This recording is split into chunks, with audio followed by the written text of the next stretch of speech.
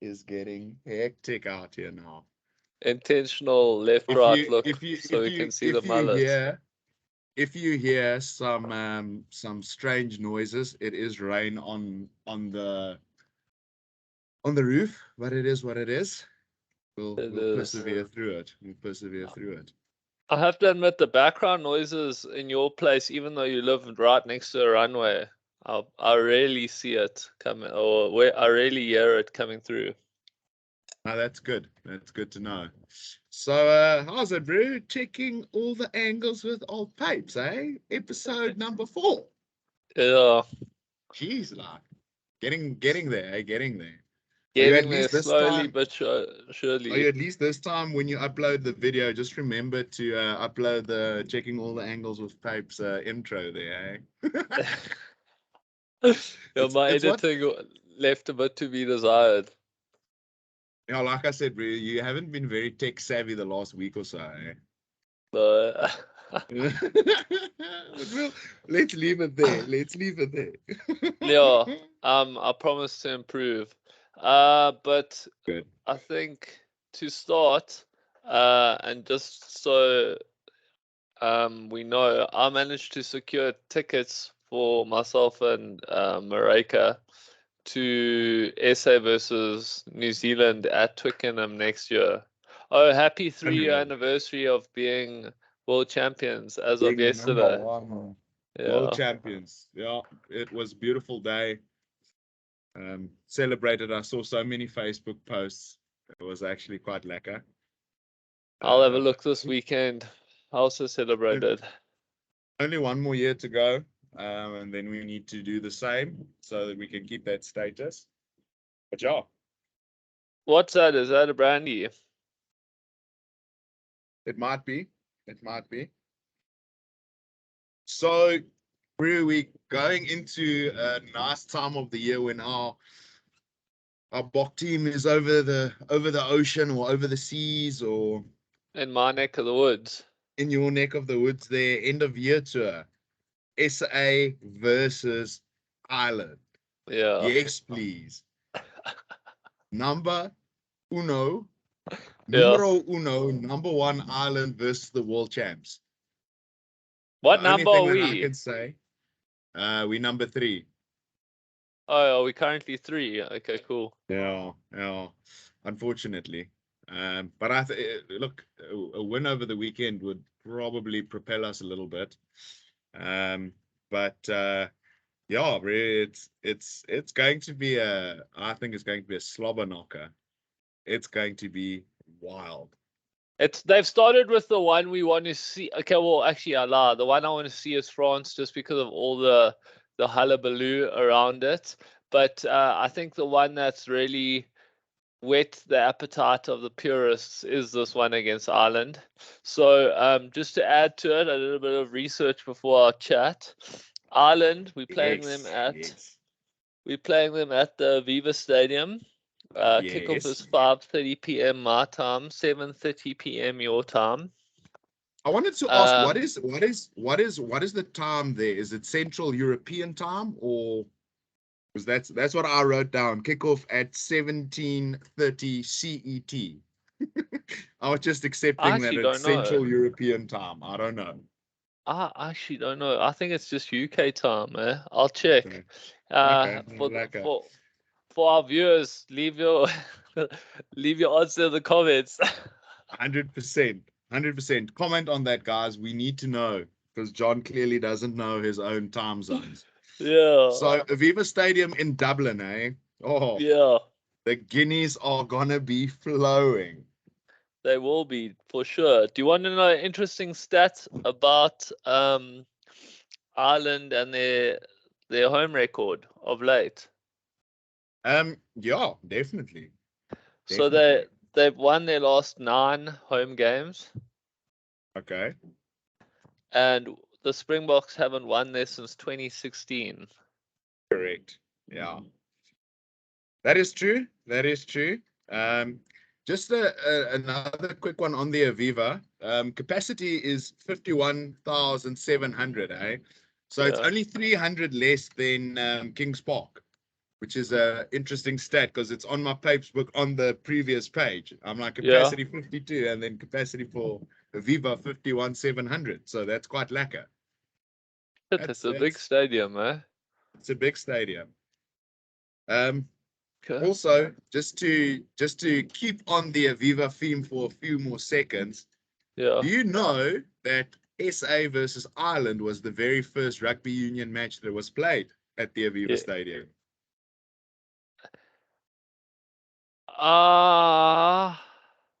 Was that the one where Hanyani Shimangi was captain? That was definitely not the one where Ayani Shimangu was captain.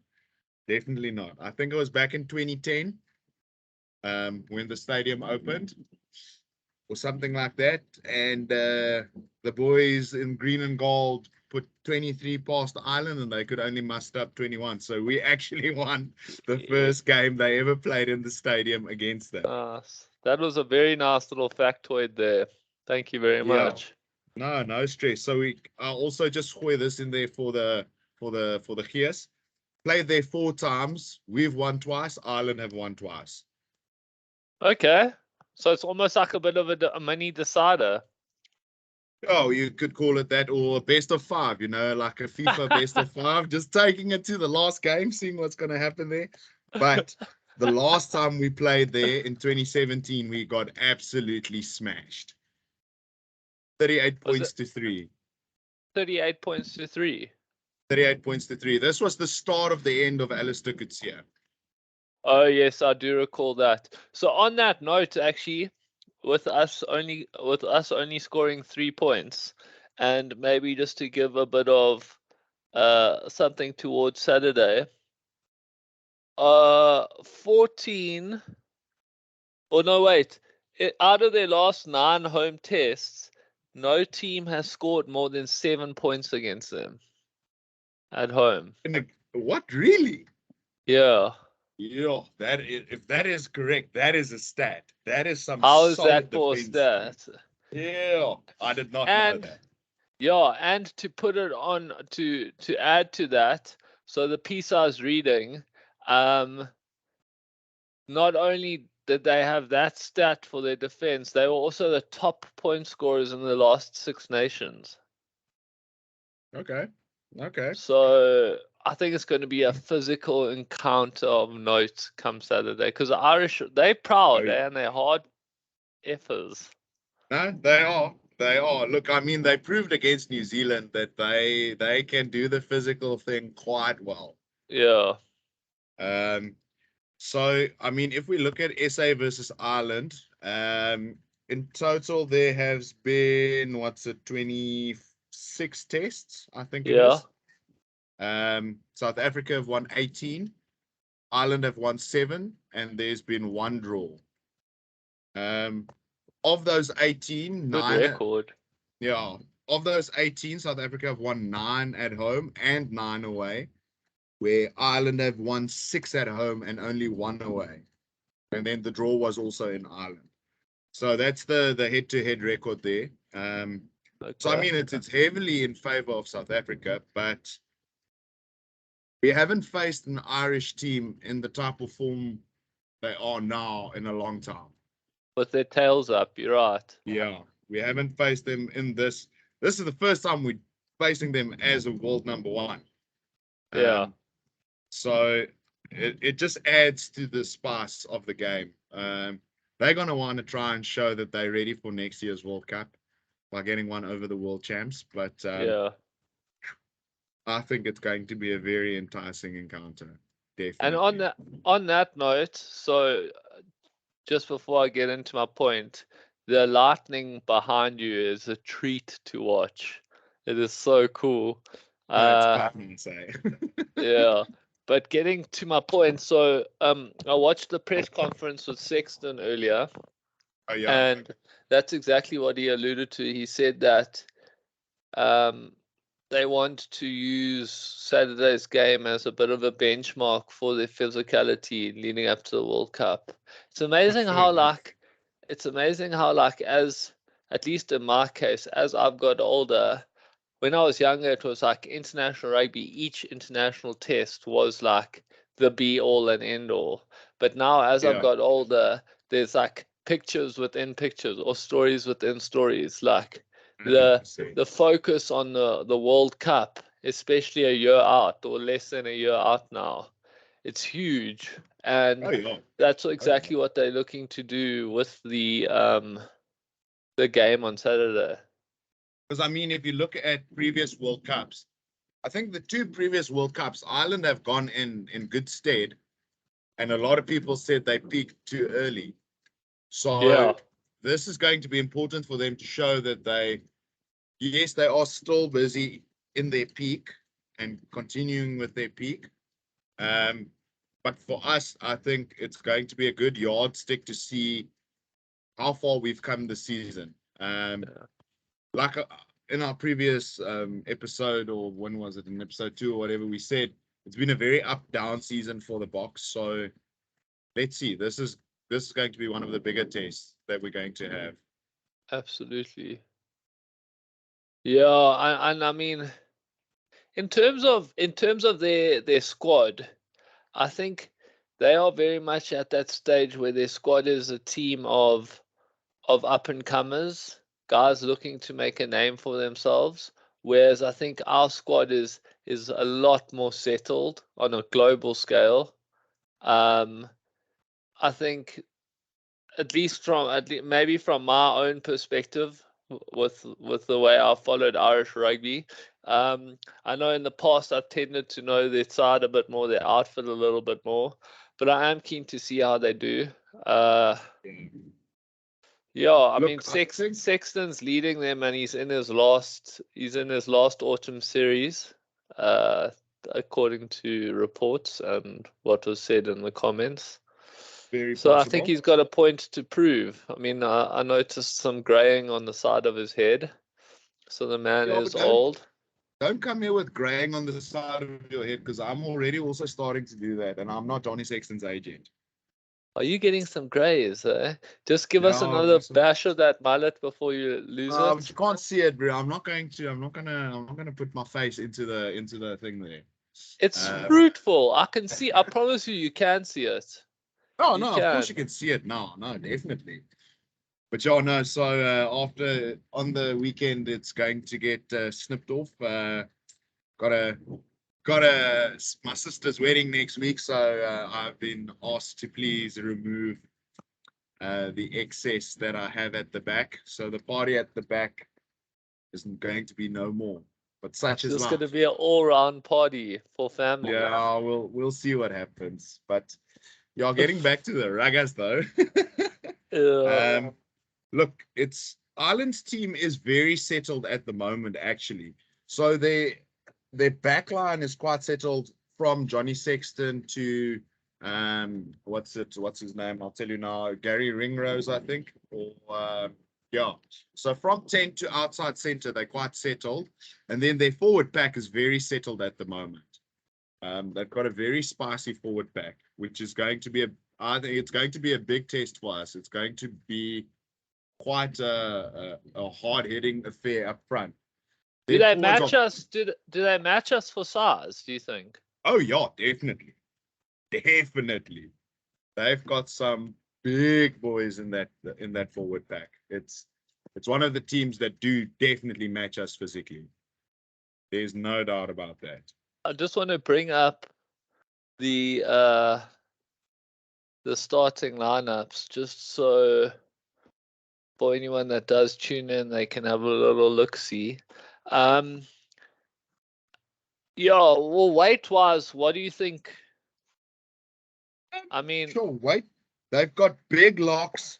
They've got a massive loose trio. They've got big props. Oh, yeah, so I think man for man, pretty much. If I look at the names, I think they there or thereabout. I think they'll be weight wise, they'll be the same as us. I don't so see there do being big difference in the two packs. so. Yeah, we go as we move towards the technological side. Hopefully you'll get this one spot on. So can you see the team there? If I look with squinted eyes, I can see something. Yes, and perhaps just zoom in a smidge or two. Is that Yeah, there we better? go. There we go. Well, we've got old Jasper at 8, but I mean, two areas where I don't think we necessarily falling short, but like there's question marks over their head. Is 7 Peter Steph? I think he's got a lot to do, especially with Russ breathing down his neck, and also the way Mostert's played this year. And then Jesse Krill, we've said it time and time again. I hate to consider him polyfiller just because of the type of rugby he's played in the past. But I mean, also if you look at it, how strong are we as a rugby playing nation if he's considered our polyfiller?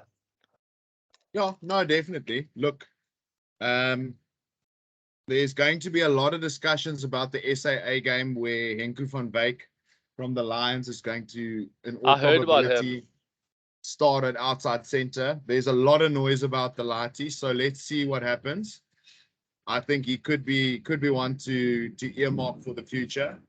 But but when we say, oh, it looks like there's a UFO in the background there. Don't worry. Oh no, that's a plane. They've got their lights on. There's some nice natural fireworks going on at the back. I'm so glad I'm not in that plane at this moment. That much I can tell you. But like we've spoken about in the past, because I really don't know this Henko van Wyk Lighty, but I saw there was a lot of noise around him. Is he the old style 13, or is he more the new style style 13? Because remember what we've alluded to in the past is there could be a shift in the way the 13's being used by the Springboks in the current. Look, he's only started playing for the Lions, if I'm not mistaken, this year. So he's only had a few URC caps under the belt, but I haven't watched too much of the Lions games, I'll be honest. But what I've heard is he's quite a good ball carrier, very much, I think, in a Jacques Fourie mold, because Jacques Fourie is actually at the Lions as their defensive and backline coach, if I'm not mistaken. So I think being under the tutelage of Jacques Fourie, I mean, you can't really ask for better than that. Let's be honest. Is Jacques giving him a bit of some tootling? Oh, definitely. That's definitely happening. So, but I mean, if we look at the actual teams, though, let's run through the Irish team quickly. Andrew Porter, very good prop. Got a lot of tattoos as well, but he likes to score a try. He likes to score a try from close range.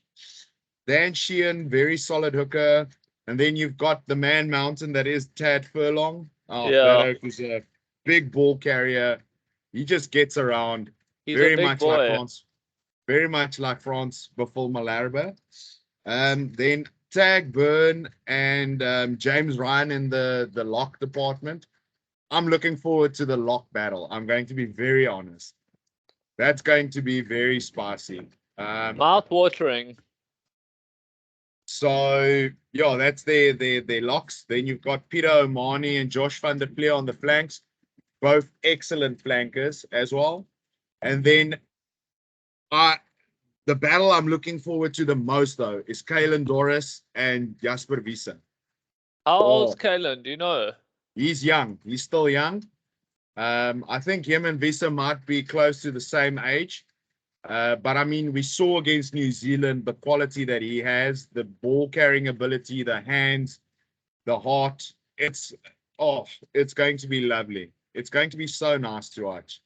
Then if we go to the South African forward pack, we've got old Spicy Plum Kitsoff there. Malcolm Marx, very happy that he's actually still starting. Continued Ryan at 2. I'm happy with that. He's playing good rugby. Very happy about that. And then, as I mentioned, old Biffle, Frans Malherbe at tight head.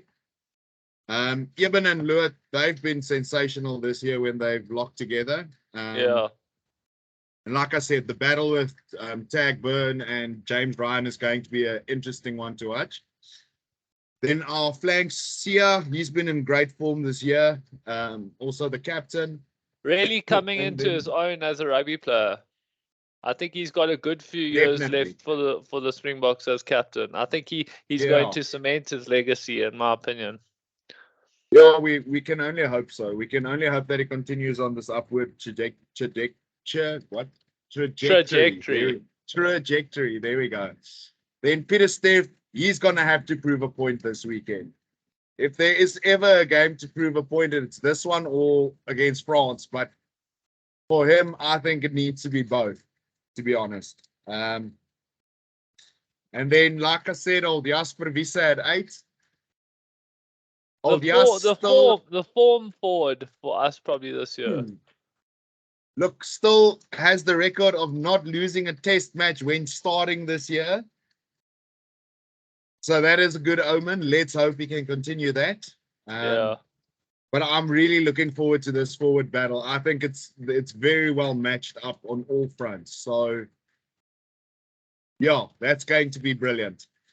Then if we run through Ireland's backline, Conor Murray and Johnny Sexton, classic Irish combination. On that note, Conor Murray's making his 100th test match. So, yeah, a little have to take off your cap for him. That's brilliant. 100 test matches is special, which also means that they are going to try and win it for the man. Yeah. So yeah, it's going to be a good one. Then him and Johnny Sexton, they've combined so many times. They know each other's game inside and out. Without a doubt. Then we've got Robbie Henshaw and Gary Ringrose in the centers.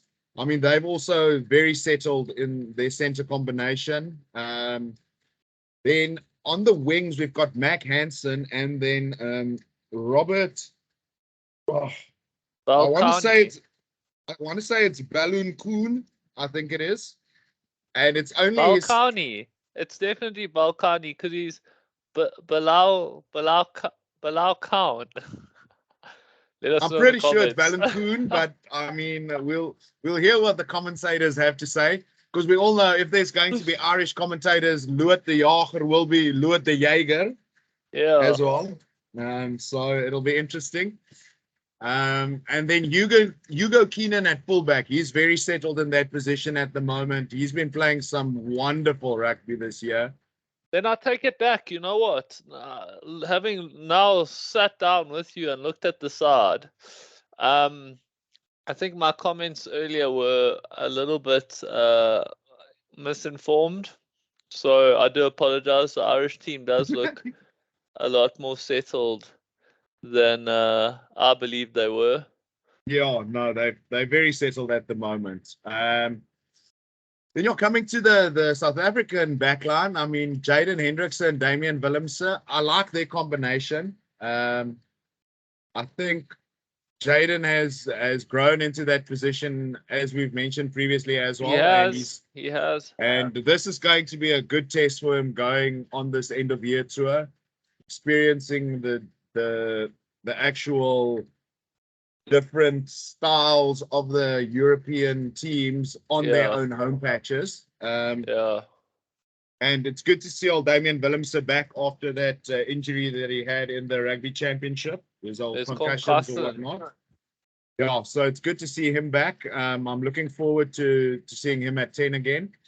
Then we've got Damien de Allende and Jesse Kriel as center combination. They've combined a lot of times previously, so not too stressed about that, but we all know with JC what you're going to get. So maybe he can throw one or two tricks up his sleeve there somehow. That would be lovely to see. He's the Peter Steph of the backline.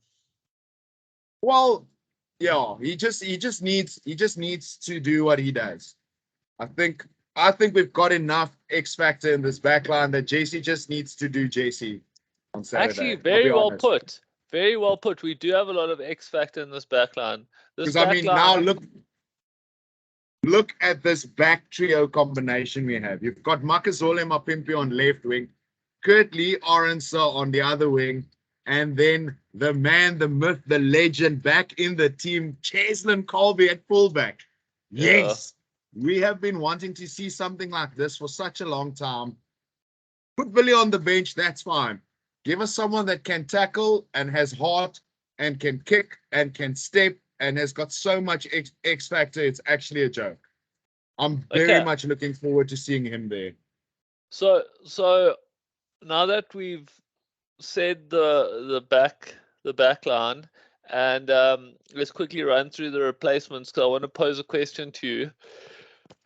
16 Bongi, 17 Ox, 18 Vincent Koch, 19 Mostert, 20 Dion Fourie, 21 Quacha, the Quachster, 22 Faf, 23 Villy. Now, okay, say, and we don't want it to happen, obviously, say Damien Willemse gets injured. Who slots into fly half? I want to hear your thoughts. Cheslin Kolbe slots into fly half. I thought This has the been same. discussed. This has been discussed in the rugby fraternity throughout the week as well, because everyone looked at the team and they asked, what happens if Willemse gets injured again? Straight answer from Yuri Ninaber was that Cheslin has played number 10 for Toulon or Toulouse or whoever, and you can play there. You can play there. You don't want him to play at 10, but you actually do a little bit. But no, if something happens, he'll slot into 10. He can take it over, and I mean, wherever you play that oak, he will give his all, and he will probably play a bloody good game. Yeah, I agree. I think Cheslin moving to 10 is our cover. That was the only question mark I had with our 6-2 split this week. And then also with when I did a bit of analysis prior to our discussion this evening, the one guy I saw said that we might ask Eben and Luet to go the distance, and Mostert could come on for Peter Steff, but I think Peter Steff's got to play his 80. He's got to, because when he was in his prime, he was playing his 80 week in, week out. I think you see which one between Eben and Luet are redlining a bit, and then you bring Franco on for him. Yeah, very, very possible. Very possible. And then I mean, on the Irish side, you've got Rob Herring, Cian Healy, very good replacement. Finlay, Beelham. I mean, that is as Irish as you can come. Kieran Treadwell, Jack Conan is also a very good replacement to have. Jamison Gibson Park, Joey Carberry, and then Stuart McCloskey. So I think the only area where Ireland are struggling is if something happens to Johnny Sexton as well. And no disrespect towards Joey Carberry, he is the replacement Irish fly half for a reason. But I've just seen on many an occasion, as soon as Johnny Sexton goes off the field and Ireland have to switch up their fly halves, it always seems to fall apart slightly. I think Sexton brings a lot of that drive and intensity to the. Can you see me now? Yes, I can see. I think he brings a lot of it to the. So that whole time, were you only looking at the team sheet? No, we're also in the corner. Okay, good. I'm still learning. But I think Sexton brings a lot of the drive and the hunger to the Irish team. Yeah. Oh yeah, definitely. I've heard from a few people that he is a bit of a see you next Tuesday. I don't get it when I hear him speak and when I look at him, but sometimes you've got to be one of those when you're on the field to get the result. So I think unless you want to add anything else to this discussion, because I've got one or two other points that I want to raise with you, just get some comments. I think Score prediction. Score prediction. Just before we get to that, I just quickly need to run inside for 2 seconds, and then I'll be back. So entertain the subscribers and the listeners there for a few seconds, and I'll be right back. Let me just mute this thing so you don't have to listen to the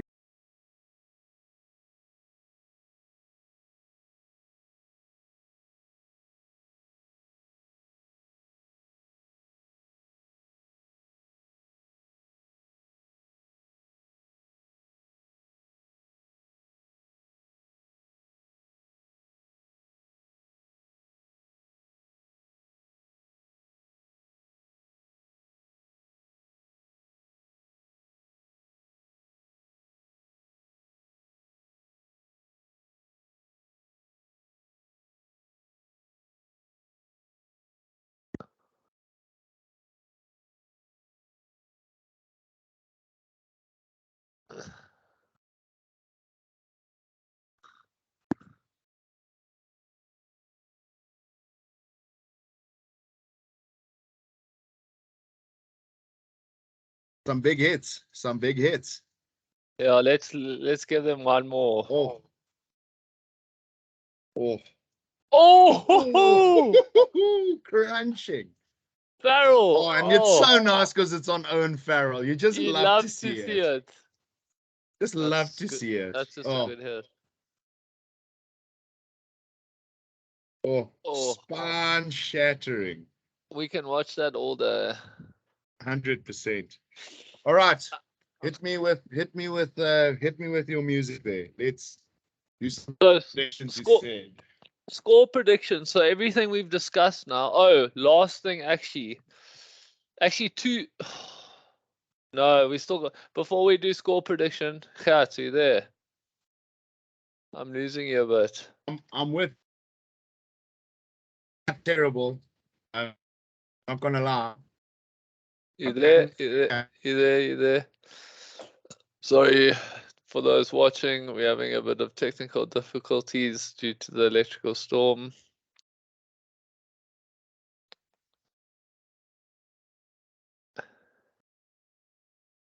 Do do do do do do do do do do do do do do do do. Do do do do do do do do do do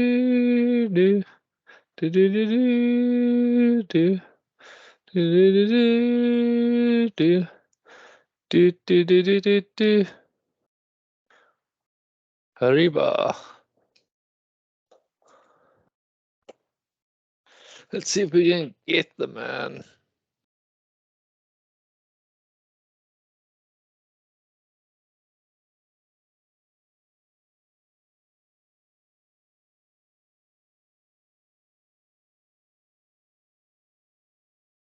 Ooh, I think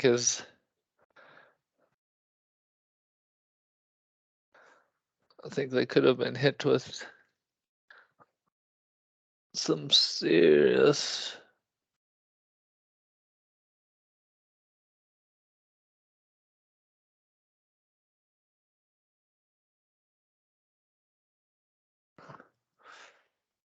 Still recording, yeah.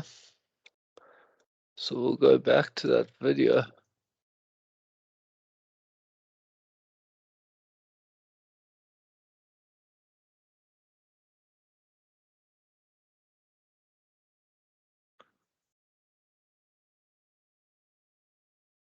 Cool. Can you hear me? Yeah, I can hear you. I'm so sorry about that. The Wi-Fi actually cut out there for 2 minutes. So I've gone on to my phone's hotspot for now until I can see that the Wi-Fi's actually got back to where it needs to be. The dedication. Oh yeah, it is what it is. I mean, it is what it is. Yeah, so getting back to it before we do score prediction, we spoke about in the previous episode, Goosen and maybe Manie Lebok, and obviously Goosen dropped out. I don't know how long he's injured for. Unfortunately, Manie Lebok hasn't got a look in. He was with the practicing squad before they left. Yeah. So do you have anything being on the ground that side? Any updates? First thing I want to say is we literally said in the previous episode, Goosen is a bit fragile and this and that. Literally pulled out the next day with concussion or something again. I mean, I could not believe it. I literally could not believe it. Look, he is in the SIA team for the tour. So we'll see what happens. But I've got a sneaking suspicion that Manie will be the go-to SIA fly half.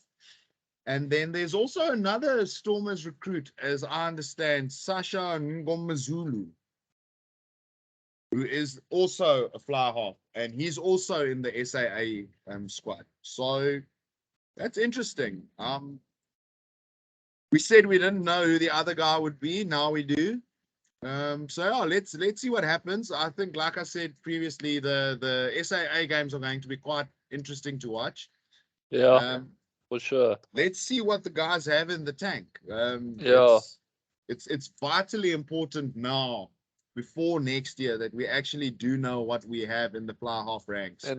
But also in general reserves, because I think come the end of next year, we could be seeing the twilight of a few players. So especially if we go on to win the World Cup next year, I think a few players could chase, with all due respect, chase the money elsewhere as they wind down their career. Oh, very possible, very possible. But yeah, we'll So see what happens. But I'm very glad for Manie Libbok. I think he deserves it. He's put in a season and a half of good performances. So let's see what he can bring to the table. I would not mind seeing him. He can play fullback as well. That's the other thing. yeah, You can play him in a lot of positions, and let's see if he can handle the pressure. yeah. Let's see. Okay, cool. So I just thought I'd bring that up. While we're on the topic of fly halves, I see our boy Alton booked himself into rehab. Yeah. We don't want to obviously make fun of anyone's condition, but as we enjoy a bit of banter, yeah, it is quite funny on the side. But kudos to him, and yeah, I hope he turns his life around. I think ever since 2019, he's just slipped and slipped and slipped and slipped, and instead of building on that, he's been one of those players that has kind of He's tailed off. Let's be tailed honest. off. That's the He's word. completely tailed off. That's the word. That's the word. Thank you for assisting me there. That's No the stress, my bro. You know we've got each other covered here. Eh? the Mesut Ozil of the English language. No, I wouldn't go that far. Not at all. My Afrikaans every now and then kicks in hard, and I don't know what to say. Okay. And then kicking for poles on Saturday. Do we have any word on that? I also read an article that said they're not going to pressure Damian Willems into kicking, which in a way indicates to me that they might actually ask Old Cheslin to line up for posts as well. But I mean, so. we'll see what happens. I think Damian Willems will want to kick for posts. He'll want to. He's not going to leave want to international cement points. himself and show that he can do it. Yeah. And he can't. Sorry to cut you in there. As a 10 for a team like the Springboks, especially as we go towards the World Cup, if you want to put your name in the mix as a fly half for the way we play rugby, if you aren't going to be willing to stand up and get your 3 out of 4s, 4 out of 5s, week in, week out, like you're going to sell yourself short. So I think he's going to want to take it on. Look, we have seen though that he can kick the pressure kick. Against Wales, it was 25-all first test match, last kick of the game. He says, "Bring me that ball," slots the pen, wins the game. Always a little, "How you doing?" He can do it. He just needs to start doing for it the consistently. Illuminati. I don't know. I don't know enough of these signs to have an idea what it means. Okay, cool. So that's your thing. I echo that sentiment. And so I hear that we down a water boy this weekend, but we up a man in the booth, perhaps. Yeah. It seems to be the case. I see Jaco they Johan. also Jaco Johan back in the hot seat as well, in all probability. I see there's going to be a little documentary of Rassie as well, actually. Very cool. Which I will try and get a link for you somehow, because it's only streaming on DSTV. I'm sure we can find something. I'll try and get something for you there. But yeah, I think that's also going to be a motivating factor for the boys to have him back with the group at least. I mean, whether he's in the box or in the stands or wherever, I think it's going to be a big boost. We know the influence he has and the aura that he has around him. So let's wait and see what happens. But yeah, it's good to have him back. I know the rest of the rugby world, other countries might not agree, but for us South Africans, definitely nice to see old Rassie back. The He's boys. he's playing 4D chess, that man. Oh yeah, most probably. You can probably take in Sheldon Cooper in 4D chess as well. 5D chess, I don't know what it's called. But yeah, it's going to be nice. But the thing I am looking forward to the most is just seeing the actual magnitude of the occasion. Can Ireland take the heat? We saw in New Zealand they can, but oh, I feel they've got the not the jinx, but they've got the hold over New Zealand at the moment, which a few years ago you thought you would never say. But I think 4 out of the last 5 tests they've won against the All Blacks, which is actually a scary stat. Sorry, I was just trying to find something. What were you saying there? Sorry, I do apologize. With the So, earphones on, it's hard to multitask. so I was saying that New Zealand actually in the last 5 tests against Ireland have lost 4. And only won 1. Sherbet. So for us, I think that was always their hoodoo, was to beat New Zealand. Now they've got that under the wraps. Now it is, look, they have beaten us before, but we've got a very clear, good record against them. So they're going to want to prove a point. They are 100% going to try and prove a point.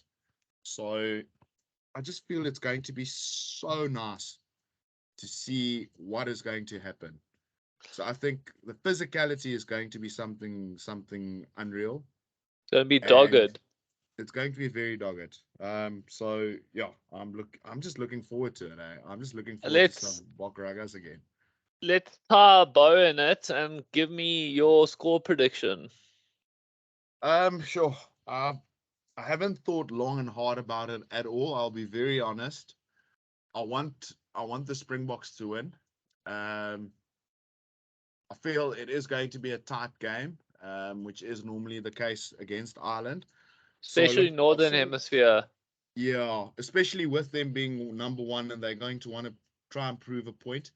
Look, I think we're going to edge them by 3 points. I think it's probably going to be somewhere in the region of a 26-23 type of game, or 24-21 type of game, somewhere around there. So Decide. I'm go, gonna go I'll go 16. 25-22. How's that? Okay, 25-22. I'm going 16-11. In favor of? The BOKKE. Okay, that's good to Yeah. know. So on Saturday, I'm meeting up with some expats at a pub called the Lifeboat. It's a nice, small little pub in an area called Folkestone, and we're gonna watch the game with some expats, and then go watch a fireworks display over the harbour. Sounds that actually sick. sounds lovely. That sounds very Yeah, lovely. it's gonna be wild. Okay, cool. So with that spoken about, I just thought I'd give you an update on the English financial crisis. Okay, yes, yeah. So I went for drinks with a gent by the name of Nick the other day, and he was telling me that his dad was actually a Wasps supporter, and before COVID, Wasps actually wanted to move out of London and get a bigger following, because London's quite jam-packed in terms of sports teams. So they moved to Coventry City, and were sharing the expenses for the stadium with a majority share, I think, with the football club. So obviously with COVID and everything, they got hit hard. And that's why they're in the situation they're in now in the administration. So that's just a little backstory there on London Wasps, or just the Wasps now. And then Bill Sweeney, the CEO of English Rugby, he's come out and said that there's a possibility the Premiership could be reduced to 10 teams, or more than likely is going to be reduced to 10 teams from the 2024-2025 season, and that he thinks the current model is broken. So he's saying that rugby was slow to become a professional sport here in the UK. They were last at the money pile, and yeah, they've got to relook at their model. And I think we spoke about it previously, where I felt that it was nice that clubs kept that, like, how do we call it, that club and family feel, whereas,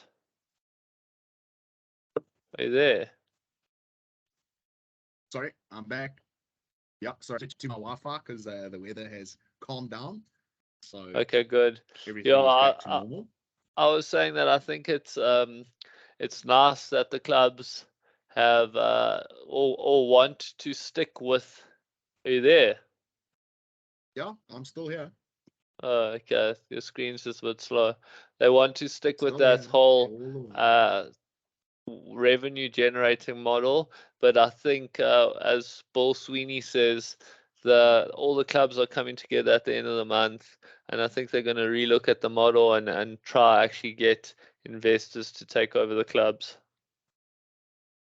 Okay, that's good. That's good to hear. So they at least have some sort of plan in place now, it sounds like, which is good. They have, but then yes, Yeah. sports teams around the world are going to just become like toys for the rich. It's like if you've got the money, Look, you as can long buy. as we have a spectacle, then that is what it is. I suppose, yeah, at the end of the day, we can't be At the end of doing the this. We can't be day, giving the no. people great content. No. If we don't have anything to comment on. 100%. 100%. Okay, sure. Thanks for that little update there. I'm glad to hear that there is at least something in the pipeline, which will be good. Then getting back to this Ireland SA thing, the game. Just 1 or 2 points that I want to quickly pick on. We already spoke about it quickly when we went through the team lineups. Kolbe at 15. Yeah. It's not a very bold call, I would say, but it is something that we've been longing for a long time to see what he can do. I thought they might actually put Gert there because he's actually been playing fullback for the Bulls. But I mean, if you have him or Cheslin there, it's a very exciting back three. Very exciting, exceptionally exciting. You just feel, I mean, we've seen Cheslin always puts his body on the line to make tackles and things like that. So I feel like the last line will at least also be able to make the hits, which is very important. Then also just the bomb squad is back. Also quickly touched on that. Like I said, this Ireland forward pack is physical, hey? So I think we're doing the right thing there if we're barring any early injuries in the back line. I can see we're trying to counteract their physicality. And I mean, the Oaks might still be a little bit jet lagged and things. Because I only think they landed, when was it, earlier this week or Saturday or something like that. So I think the forward pack now they're in for a big one. So that's good. And then do you know what I heard? Sorry to interrupt you there, but no stress. It was interesting when the one reporter posed the question to Sexton. He goes, how in your preparations have you tried to get ready for the Springbok game plan? And what have you guys been doing? And he replied, no, well, we focus on ourselves. We want to do what we do correct. You there? Yeah, I'm still here. I'm still listening. Yes, your screen's frozen. They want to focus on what they're doing correct and executing their plans. But I would imagine, or my question or my thought is more till what time or what do you have to achieve as a rugby team to play an international fixture and have the other team more worried about what you can potentially do to them than actually them worried about focusing on their own game plan and how they can go out and win against you. Does that make sense? It makes sense. So I've just heard in the last, been a while, where you can coaches and even the players say they're focusing on their team, what they're going to do on the field. But we all know behind the scenes they analyze the other team so much. They don't want to give away their strategies and things. That's why I think they try and brush it under the rug as quickly as possible and say they're focusing on their game. This and that. We all know the analytics that goes into sport nowadays, the video footage, the studying of the moves.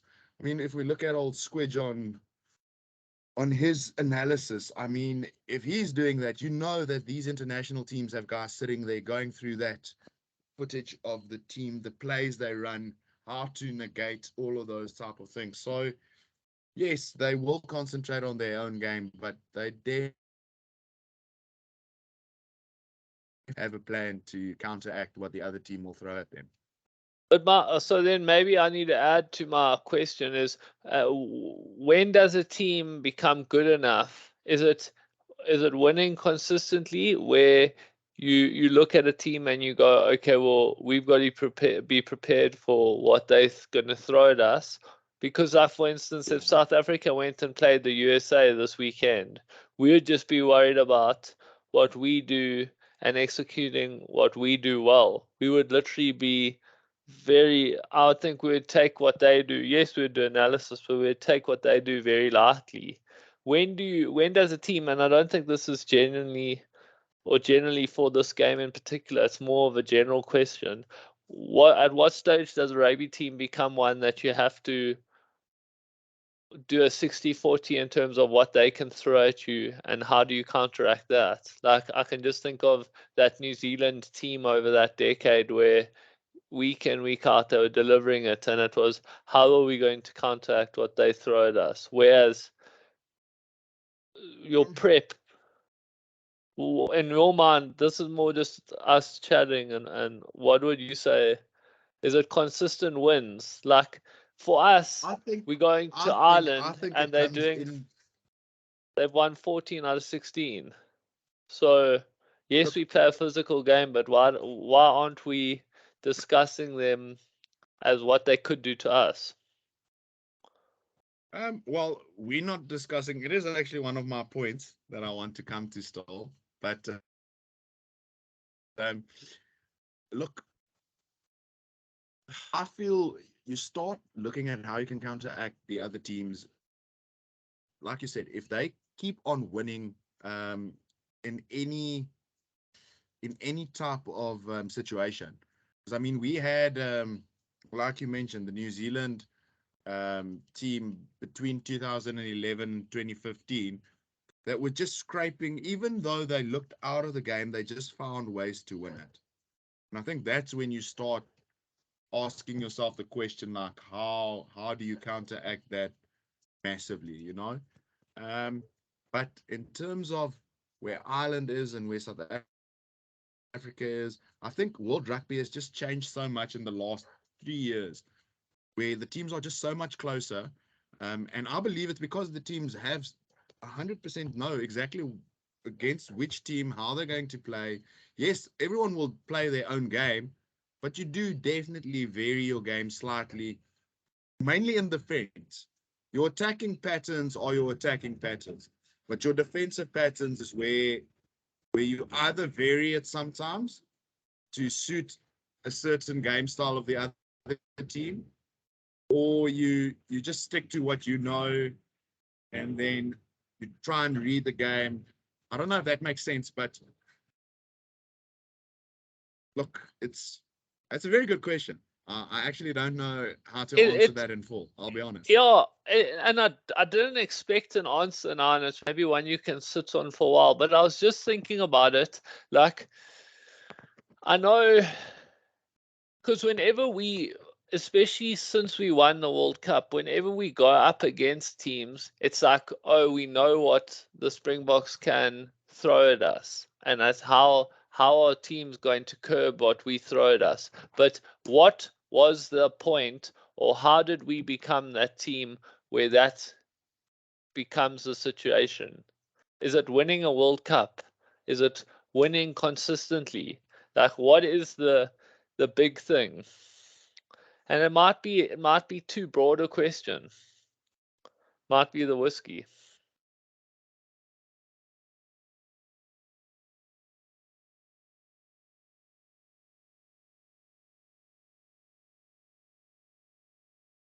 You there?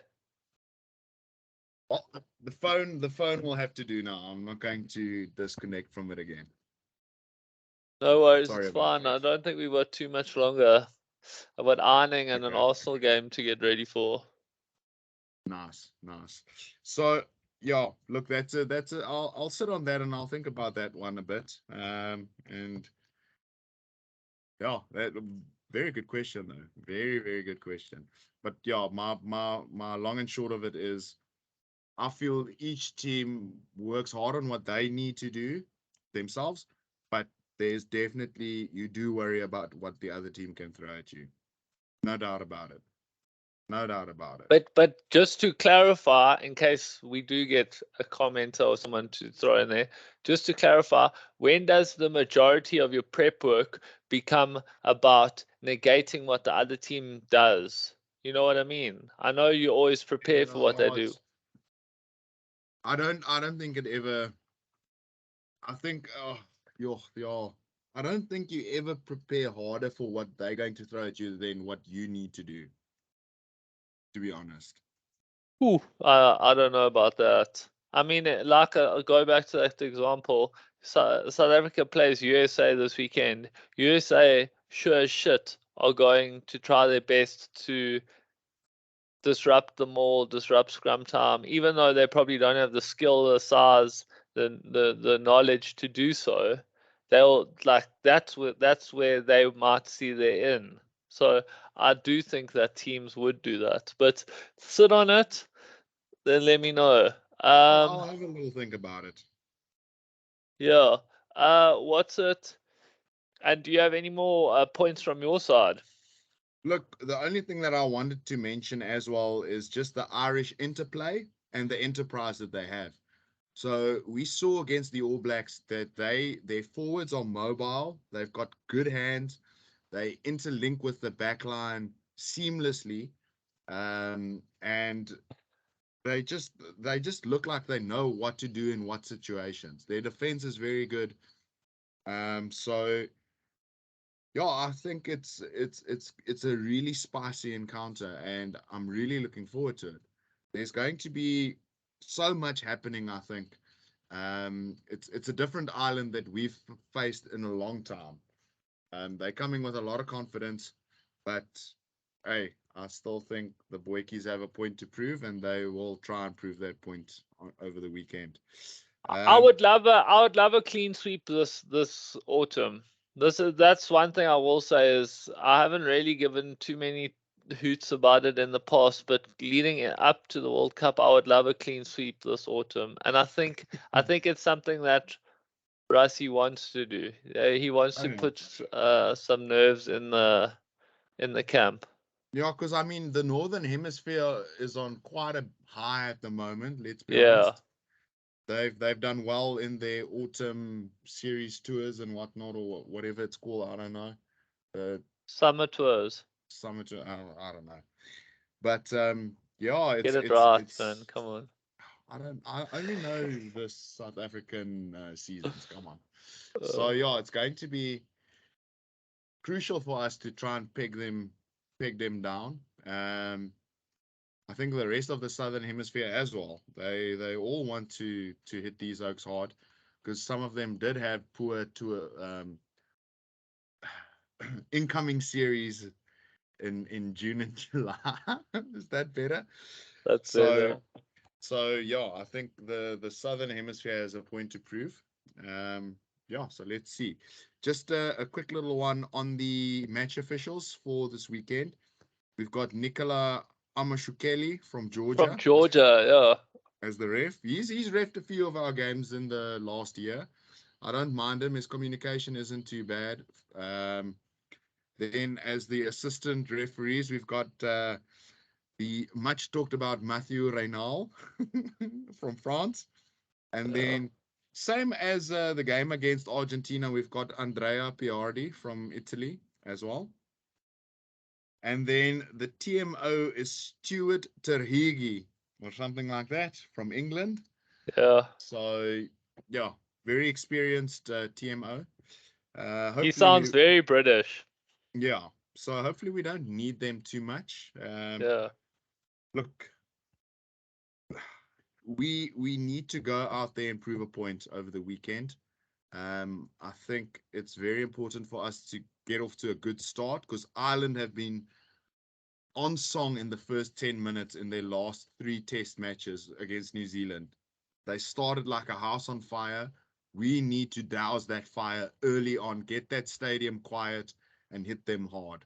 They're going to put a lot of pressure on Damien Willemse this weekend, I think. I think the rush on 9 and 10 is going to be, I would say, especially in that first 10, 15 minutes, if they can rattle them there, because he's an inexperienced flower half, and if they can rattle him and then he's unable to unlock the outside backs, that's half the job done. Yes, I agree. But if they're going to shoot up on Damien Willemse, watch out for some dancing feet. Watch out for some dancing feet. He has some of the best feet in the game. That's why I've got a very Would you good consider feeling. yourself a foot man? No, not at all. I hate feet. But in terms of sidestepping abilities and fleet of footness, he's What's up it there. called? Jinxing. Jinking. Jinking. No, but jinking is with the hips. Jinking is with the hips. Throw your hip to the left, but then you kick to the right. But yeah, look, it's going to be, hopefully it's going to be a good test match. Just give me 1 second. Sorry, man. How's it, Dad? Good. Listen, So while we wait for John, I'll just give my final thoughts. It's going to be an epic weekend of rugby. We've got a lot of games coming up over this weekend in the end of year tours. We've got New Zealand, Australia, and Argentina in action as well. Can't remember against who they're playing. I could probably quickly put that. So I'll just add to that. So Scotland's playing playing Fiji, Wales is playing New Zealand, and England are playing Argentina on Sunday. Okay, that's good. That's good. Thank you for saving me there, because I would literally have had to go onto my thing because I forgot all of the games that were also coming up. No worries. So it's a full weekend of rugby, which is lovely to see. Australia start their tour a week later against Italy.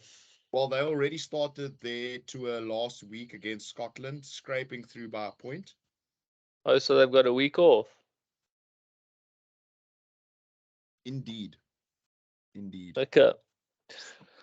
Well, listen, I've got to return a phone call now. As always, this has been good. I'll get it up and then we can have a little look-see tomorrow, and then it's going to be live come tomorrow afternoon, hopefully. But enjoy the rugby, enjoy the game, and as well. I think we're one step closer to having Papes live on our show. Look, the only thing that I want to say is I think we've checked all the angles, and it's a pleasure as always. And have a good one. Good luck for the Friday, last day of the work week. Let's vat hom soos 'n Vrydag, and then enjoy the weekend and enjoy the Ragas on show. Yeah, checked all the angles. Lekker Papes. All right, lekker my bro. Have a good one. Cheers. Cheers.